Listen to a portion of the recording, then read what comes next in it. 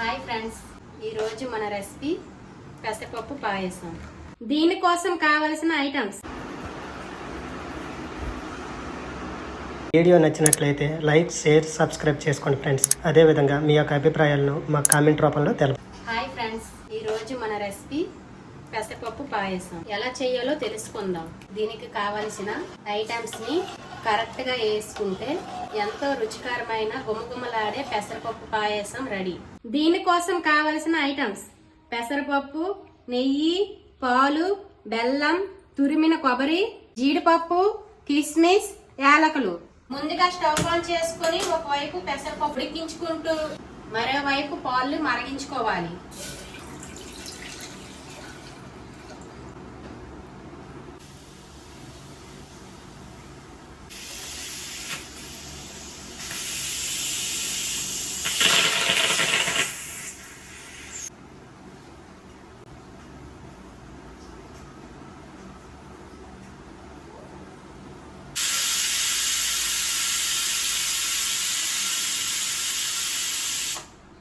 పాలు మరిగాక ఒక సైడ్ ఉంచుకొని వేరే బౌల్ తీసుకొని నెయ్యి మరిగించుకొని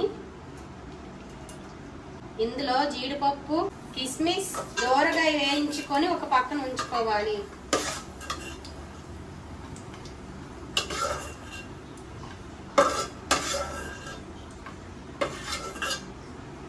తర్వాత తురిమిన కొబ్బరిని దోరగా వేయించుకొని ఒక పక్కన ఉంచుకోవాలి.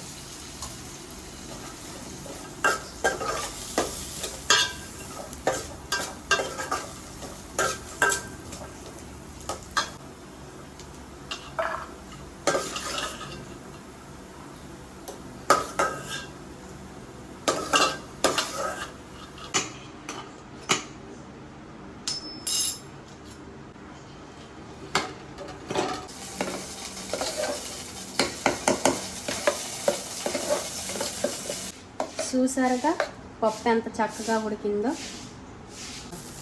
వేరే బౌల్లోకి తీసుకుందాం. దీనిలోకి తురిగిన బెల్లాన్ని వేసుకొని బెల్లం బాగా కరిగే వరకు కలుపుకోవాలి. పప్పు దగ్గరికి అయిపోయింది కనుక ముందుగా రెడీ చేసి ఉంచుకున్న మెటీరియల్ 1 by 1 కలుపుకోవడమే నెక్స్ట్. పాలు కలుపుకుందాం. పాయసం రెడీ అయిపోయింది కనుక స్టవ్ ఆఫ్ చేసుకొని మిగతా ఐటమ్స్ ని యాడ్ చేసుకుందాం. ముందుగా వేయించి ఉంచినటువంటి జీడిపప్పు, కిస్మిస్ ను కలుపుకుందామండి. కొబ్బరి తురిమి కూడా వేసి నీట్గా కలుపుకుందాం. ఫైనల్ గా పెసరపప్పు పాయసం రెడీ.